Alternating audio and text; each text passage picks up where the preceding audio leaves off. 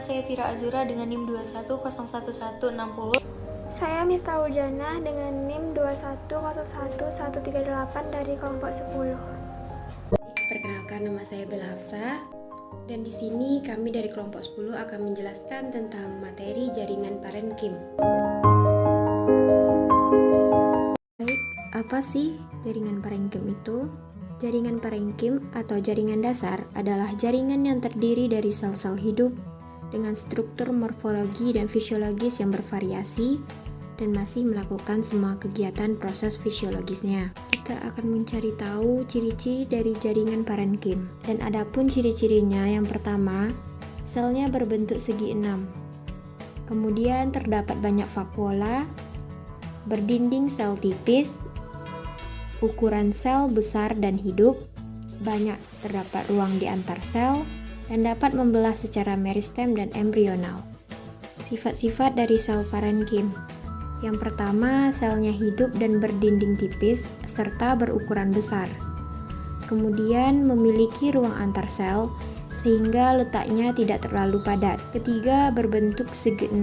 Keempat, memiliki banyak vakuola dan mampu bersifat meristematik. Bentuk-bentuk dari jaringan parenkim. Pada umumnya, bentuk dari jaringan parenkim ini adalah isodiametris. Tetapi ada pun bentuk yang lainnya seperti prismatis, memanjang atau silindris yang biasanya terdapat pada parenkim palisade, mesofil, daun dikotil. Kemudian bentuknya bercabang-cabang. Selanjutnya, parenkim dengan bentuk tidak teratur dan banyak ruang antar sel. Biasanya terdapat pada atau parenkim spons atau parenkim bunga karang. Itu parenkim dengan dinding yang melekuk-lekuk ke arah dalam. Jenis-jenis parenkim berdasarkan bentuknya, yaitu parenkim palisade, parenkim bunga karang, kemudian parenkim lipatan pada daun pinus, dan parenkim bintang. Parenkim palisade merupakan penyusun mesofil daun, kadang-kadang pada biji dengan bentuk sel panjang, tegak, dan mengandung banyak kloroplas. Sedangkan parenkim bunga karang, yaitu penyusun mesofil daun, itu serta susunannya tidak teratur, antar selnya relatif besar. Selanjutnya ada jenis parenkim berdasarkan bentuk, contohnya parenkim lipatan pada daun pinus.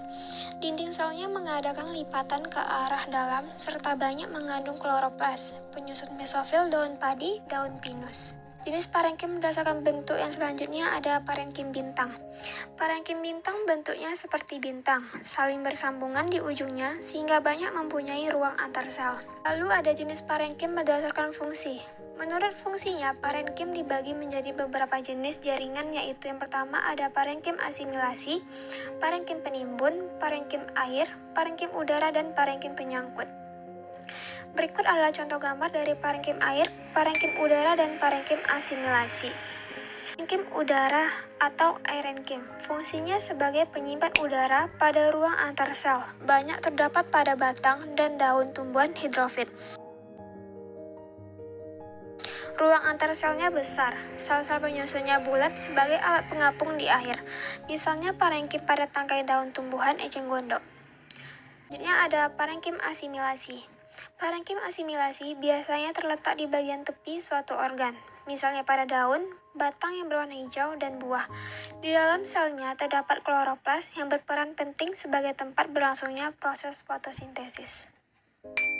Parenkim air terdapat pada tumbuhan xerofit ataupun juga epifit. Parenkim penimbun biasanya terletak di bagian dalam tubuh, misalnya pada empupur batang, umbi akar, umbi lapis, akar rimpang, rizoma, ataupun juga biji.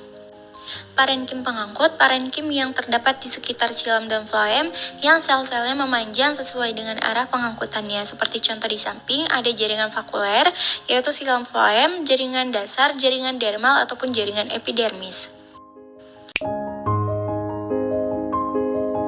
Letak jaringan. Jaringan parenkim terdapat di hampir setiap organ tumbuhan, yaitu sebagai berikut: dalam daun ataupun mesofil, batang dan akar, endosperma ataupun jaringan sel tempat penyimpanan cadangan makanan, empuler batang, dan juga daging buah. Fungsi jaringan parenkim, pertama sebagai jaringan penyimpanan makanan cadangan, kedua sebagai tempat melakukan proses pembuatan zat makanan, tiga dapat melakukan proses pengangkutan yang ada di dekat silam, empat mampu melakukan proses pernafasan karena banyaknya ruang antar sel, lima dapat sebagai jaringan penyimpanan air, enam dapat berfungsi sebagai jaringan penguat.